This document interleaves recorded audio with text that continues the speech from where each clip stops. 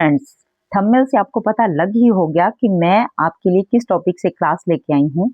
तो टॉपिक है हमारा दिल्ली सल्तनत के साथ संबंध, मेवाड़, रणथंभौर, जालौर का। क्वेश्चन आपको बहुत अच्छे लगेंगे, बहुत अच्छे क्वेश्चन हैं, गजब के क्वेश्चन हैं। तो चलिए स्टार्ट करते हैं। निम्नलिखित में से कौन सा ग्रंथ शासकों की उपलब्धि के बारे में बताता है? तो ये बताता है कानड़ देव प्रबंध। ठीक है, नेक्स्ट है हमारा क्वेश्चन।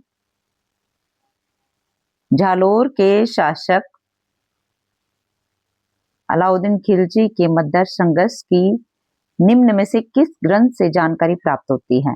तो कानड़ देव प्रबंध से होती है। नेक्स्ट, जालौर में अलाउद्दीन का समकालीन शासक कौन था? इन ऑप्शन में से बताइए कि कौन था। तो कानड़ देव था। नेक्स्ट, सुल्तान जलालुद्दीन खिलजी के रणथंभौर अभियान के समय वहां का शासक कौन था? बताइए स्टूडेंट्स, अगर आपको एक क्वेश्चन आता है तो ये हमारा आंसर है हमीर। ओके, नेक्स्ट है रणथंभौर की सॉरी रणथंभौर की विजय के उपरांत अलाउद्दीन खिलजी ने किस तुर्क को किसके अधिकार में सौंपा था? तो ये हमारा आंसर है नुसरत नो रॉन्ग उलुग खान के। ठीक है, किस रणथंभौर शासक ने, हम पेंसिल ले लेते हैं हमारी,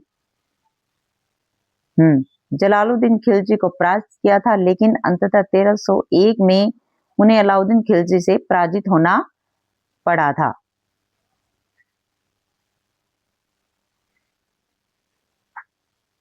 इसमें आंसर है हमारा हमीर देव चौहान।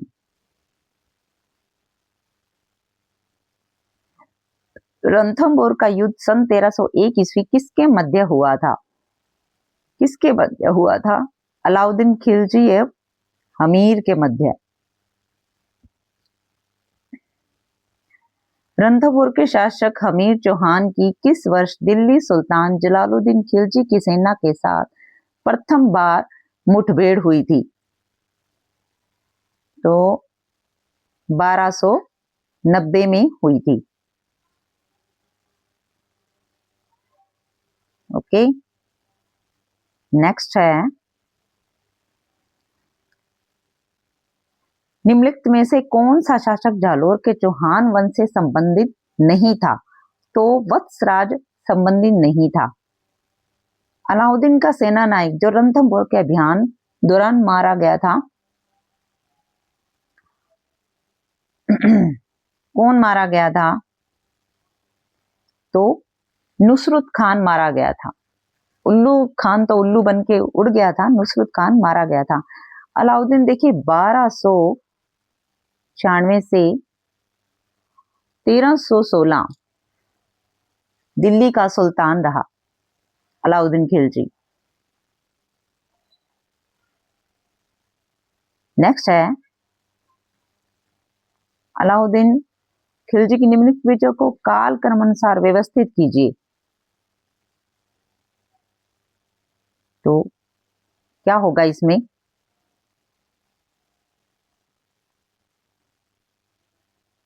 इसमें हमारा ऑप्शन होगा ए 1342 यानी रणथंभौर। रणथंभौर 1301, जालौर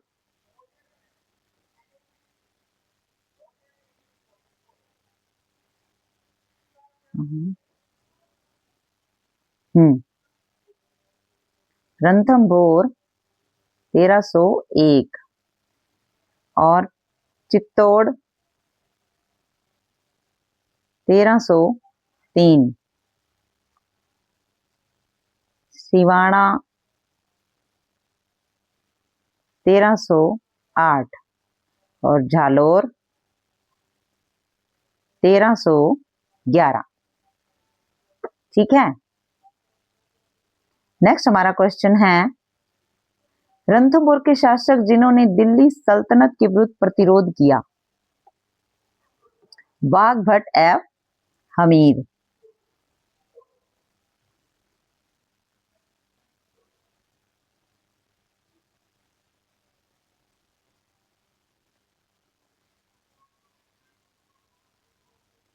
बाघभट्ट, पेंसिल हमारी चल नहीं रही है।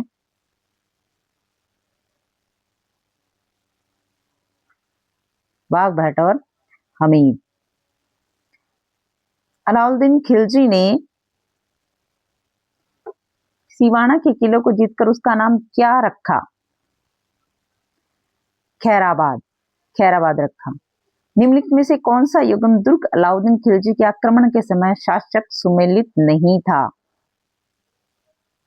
रणथंभौर, हमीर। रणथंभौर, हमीर। इसका आंसर सिवाना मालदेव, सॉरी, इसका हमारा आंसर होगा सिवाना मालदेव, क्योंकि रणथंभौर का तो हमीर था और झालोर का कानड़ देव और चित्तौड़ का राणा रतन सिंह है। हमीर ने सुल्तान अलाउद्दीन खिलजी के किस विद्रोही सेनापति को रणथंभौर दुर्ग में शरण दी थी? मीर मोहम्मद शाह। हमीर का जो टाइम है, हमीर का टाइम है 1282 से 1301।